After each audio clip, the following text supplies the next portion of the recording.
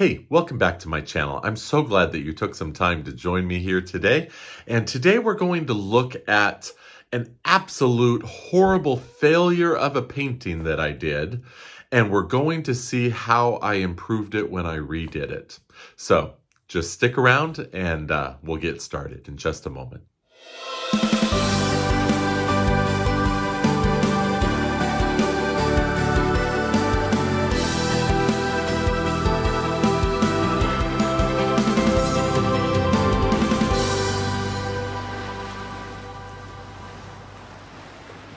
So, of course, it wasn't an absolute utter failure, an unsuccessful, just mess of a painting. But sometimes we feel that way, don't we? We kind of look at our work and say, oh, I'm never going to improve. That's so horrible. That's so bad. And I'm just not growing and learning. And, we need to be honest and self-aware. But usually every painting has some elements that are good and some elements that need to be improved. And maybe in the total purpose for the painting, it might be unsuccessful. I mean, if your goal is to have a painting worth displaying on a wall or selling, then, maybe it doesn't deserve to rate that high.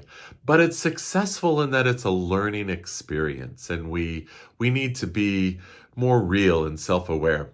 Part of growing and maturing as a painter is I'm learning, and let me just stop here for a moment and say, I'm not an art teacher. I'm not an expert. I am on a journey to learn and grow. And yes, I've had the privilege, the humbling privilege, to sell a number of paintings. And I've only been painting a short time in comparison to so many others. And so I know I have a long way to go to improve and become, hopefully someday, kind of a master painter. But I'm working and I'm growing. So I don't come to you today from a position of I've already arrived. I feel my niche here on YouTube is to share with you kind of just sort of in the trenches, a newbie. I'm not a beginner so much anymore, but intermediate to advanced, and I'm working on that and I'm growing. And so let me say this, part of what we need to learn as we grow in our painting is not only to develop our skills, our brush strokes, our color mixing, our composition understanding, but also to grow in our ability to evaluate our paintings. We look at a painting and say, something doesn't feel right about that. I don't think I like that. But why? What is it about a painting that we don't like? What is it about a painting that needs to be improved? Certainly it isn't all bad. So part of growing is to learn how to improve a painting. I will tell you that by my nature, I get bored with doing the same subject over and over. And yet every great painter that I've watched on YouTube or had the privilege to take some lessons from, they always say, do a subject over and over and over. And I find that to be a challenge. But I did this scene behind me, and I'm going to show you both of those in just a minute. I did this scene again, a second time. The first time was early in the lockdown of the pandemic, and I just needed to get out of the house. Everybody was kind of going stir crazy, and there was just this concern, global concern, and I just needed to get out. But of course, I wanted to be remote and away from people, and so I drove up, and I live on the California coast, Northern California coast, and so I drove up and down looking for a spot that I could get. And I found this spot on a parking lot of all places that had a view of this big rock in Montera, which is just south of San Francisco. It's quite the landmark in this area. And I love it. And I found this sort of peekaboo scene that you looked out through some trees to it. And so I had a wonderful time painting it. And it was so relaxing and enjoyable. But even as I was painting, I'm like, I don't know how to make this happen. I don't know how to resolve this scene. I was just glad to get out of the house and to do it. But as I kept looking at the painting over the weeks and months, I'm like, I know I don't like it, but I don't know why I don't like it exactly. And then over the course of the year, I've taken some more lessons and been watching some more YouTube videos on composition and color theory, begin to observe things more. And so this last week in my studio here, I painted the scene again. I'm not sure that it's 100%, perfect painting. Are there ever perfect paintings, right? But I find it significantly improved, and I am much more pleased with it. So let me turn the camera around and let's take a few moments to actually look at the two paintings, and I will point out what's unsuccessful about the first and how I improved it in the second one. And we'll go from there. All right, so let's get going. Okay, so here on the left, and the only one you can see fully, is the first version that I did. And I did this again, plein air, out on location. And so let's just look at some things that I like about it, because obviously it's not entirely horrible. I like that I got some cloud back in there behind the trees.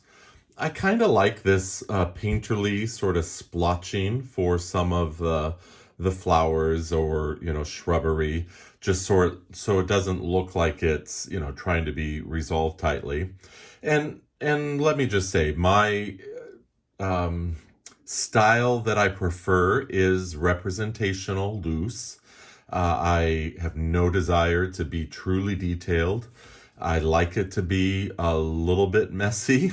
That's kind of my preference. But I tend to default when I get locked up and I have this sort of frozen moment of I don't know what to do. I tend to scumble a lot, just messy. I go too messy, and I don't take time to consider what it should be. Additionally, I often will get too hard of edges, and that's the problem. This is the focal point. And because in my mind, at the time, it was the focal point, I thought I should do more work on it. But what happened to it is that it looks, there's just too many hard edges. Because of the contrast and sort of the outline feel to it, it pulls it forward. And so you lose this sense that you're looking through trees out into the distance. The fact is that's far away across a bay, but it really kind of has this feeling like it's coming forward too much. Additionally, I even though I created distance here, this just is too far forward. Additionally, again, because I was starting to already feel like I wasn't fully comfortable with it, I just put some foreground brush.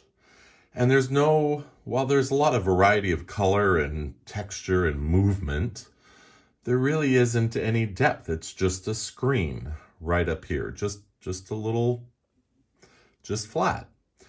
And so that's not something that's ideal as I've looked at it. Another thing that I don't think I care for is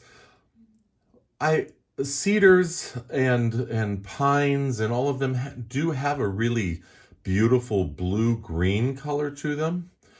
But over the months I've been observing more, and there really is a lot more golden browns in a lot of the greenery. Maybe right now in Northern Cal because we're going through drought. But I just feel like this came out just a little too vibrant, a little too blue. There's a lot of other problems as I drew the trunks in, and got foliage work, and it just doesn't look so good. Again, not a horrible throwaway painting, but it's not successful for the goals that, I want to get to. And so let's go ahead and take a moment now and look at one I just did. Okay.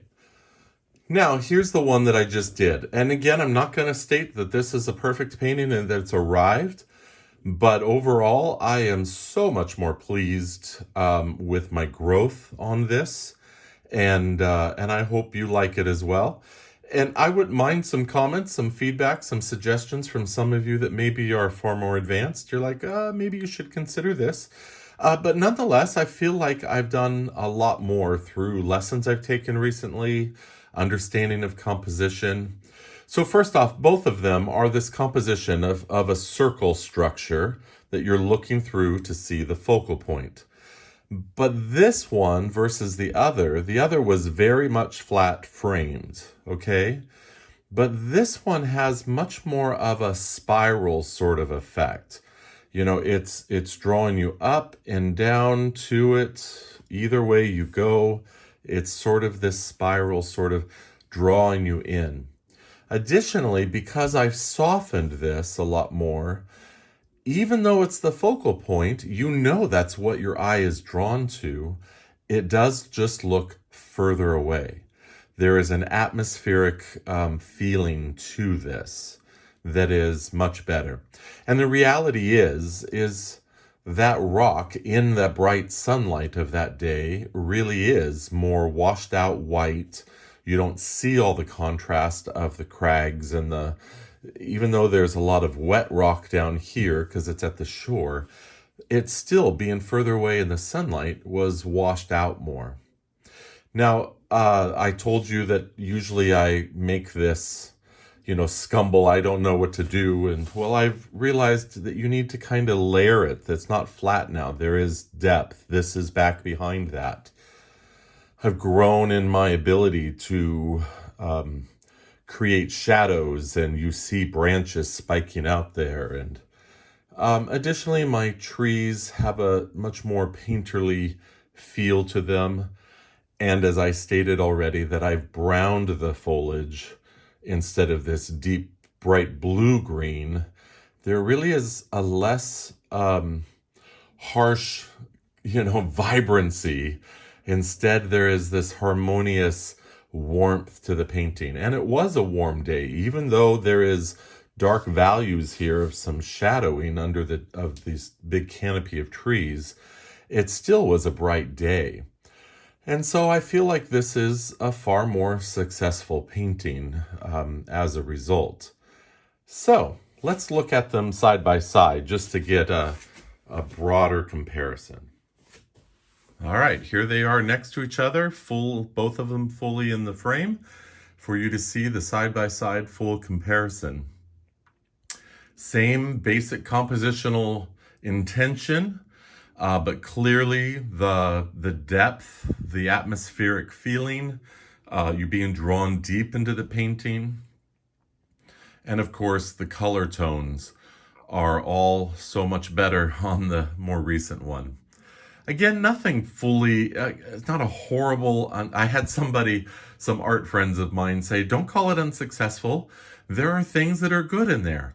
There are things that they liked, and again, it's not black or white, all or nothing, which I tend to be. And we often are such harsh critics to ourselves that, that we get that way sometimes. We really, get down on ourselves. But ultimately, it is an unsuccessful painting for what my goals and intention of a painting are to be. Now, there are some things probably on this new one that could be improved. Perhaps the ocean water is a little too bright of a blue. The California waters in Northern Cal tend to have a deeper, murkiness, a greenness to them. But that day was a sunny day, and I recall it being a bit more bright, and there's certainly nothing wrong with blue water. But, if I want to try to be matchy-matchy on the colors, there are probably some changes that could be made in that regard as well. But overall, I feel that the painting is so much better, and not only my ability to paint it is improved, but my ability to evaluate my work with an honesty and an understanding of composition and color and moving it forward. And so I feel really good just about that part of the journey as well. I hope you enjoyed that side-by-side view and explanation of what I feel is an unsuccessful painting versus one that is improved. And hopefully that will help you to learn to evaluate your work as well, and then not get down on yourself for learning journeys and steps and growing and developing your skill.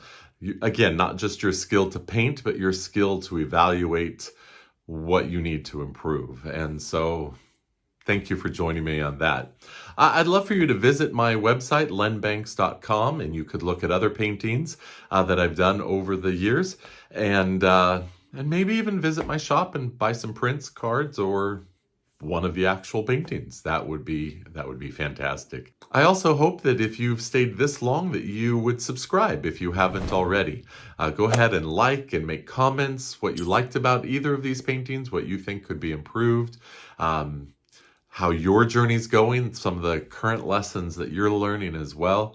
That would be wonderful. I really do respond to all the comments generally, and would look forward to that.